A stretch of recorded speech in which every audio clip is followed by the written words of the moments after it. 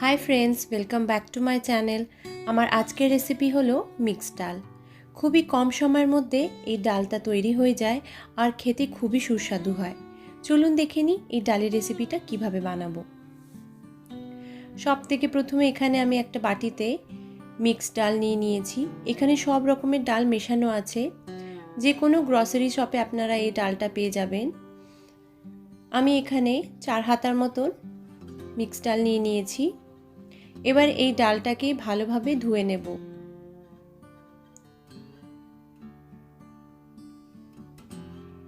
এক থেকে দুবার ভালোভাবে ডালটা ধুয়ে নেবার পর সমস্ত ডালটাকে আমি কুকারের মধ্যে দিয়ে দেব।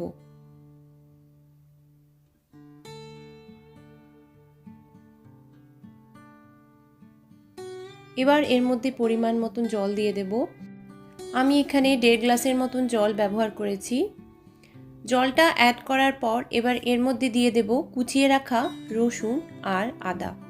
আদা আর রসুনটাকে ভালোভাবে কুচিয়ে নিয়েছি, সেটা অ্যাড করে দিলাম।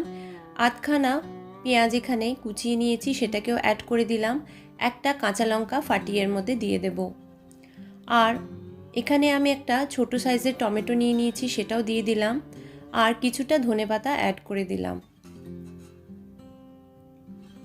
এবার এর মধ্যে অ্যাড করে দেব স্বাদমতো নুন,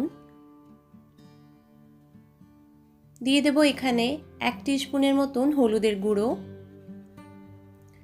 হাফ টিস্পুন দিয়ে দেব লাল লঙ্কার গুঁড়ো, আর সবথেকে শেষে এখানে দিয়ে দেব 1 টিস্পুন সরষের তেল। সরষের তেলটা দেওয়ার পর এবার এটাকে ভালোভাবে কুকারটা বন্ধ করে 2টো সিটির মতন হওয়া অবধি রান্না হতে দেব। 2টো সিটি হয়ে গেছে। এখানে ডালটা বেশ ভালোভাবেই সেদ্ধ হয়ে গেছে। খুব বেশি সেদ্ধ করারও দরকার নেই, 2টো সিটি হলেই কিন্তু ডালটা হয়ে যাবে। এবার এই ডালটার আমি তড়কা রেডি করে নেব। কড়ার মধ্যে এখানে 2 টিস্পুনের মতন সরষের তেল নিয়ে নিলাম। আমি এটা সরষের তেলে রান্না করছি। এবার এর মধ্যে দিয়ে দেব হাফ টিস্পুনের মতন গোটা জিরে, আর দিয়ে দেব এখানে একটা গোটা শুকনো লঙ্কা, দিয়ে দেব এখানে 1/3 টিস্পুনের মতন হিং। এবার সমস্ত তরকাটাকে ভালোভাবে রেডি করে নিতে হবে। জিরেটা ভালোভাবে গরম হয়ে এলে এর মধ্যে অ্যাড করে দেব কুচিয়ে রাখা পেঁয়াজ। অর্ধেকটা পেঁয়াজ এখানে কুচিয়ে নিয়েছি, সেই কুচানো পেঁয়াজটা এখানে অ্যাড করে দিলাম। পেঁয়াজটাকে এবার খানিকক্ষণের জন্য নাড়াচাড়া করে নেব।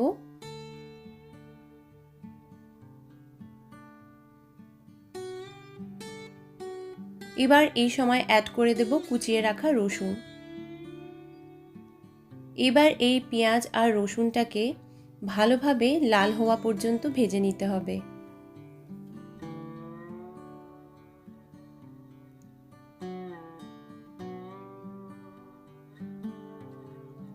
এখানে তরকা একেবারে রেডি হয়ে গেছে।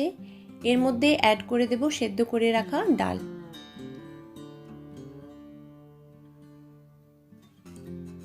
ডালটা অ্যাড করার পর সব কিছুকে একবার ভালোভাবে মিশিয়ে নেব।